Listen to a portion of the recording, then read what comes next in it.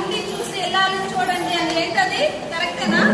ఇల్లు చూసి సపోజ్ నేను కొన్ని ఇళ్ళకి వెళ్తాను రా, ఇలా గ్రామాలు వెళ్ళినప్పుడు ఎవరైనా గర్భిణీ బాలికలు ఉంటే వాళ్ళ ఇళ్ళకి వెళ్తాం.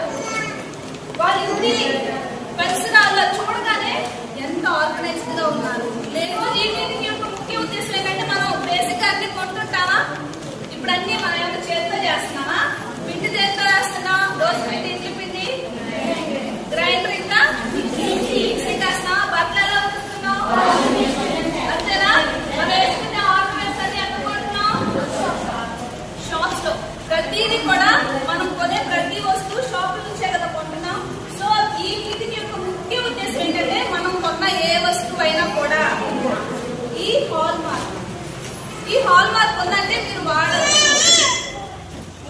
మన ప్రభుత్వం దీన్ని అమ్మవచ్చు, వాళ్ళకి పర్మిషన్ ఇచ్చి మనం వాడుకోవచ్చు అని చెప్పి ఈ హాల్ మార్క్ తో మనకు ఉందంటే మనం కొనే ప్రతి వస్తువు, అది గోల్డ్ కొన్నప్పుడు కూడా ఉంటుంది కదా, 916 కేజీ బంగారం అని చెప్పి ముద్రతో వస్తుందా?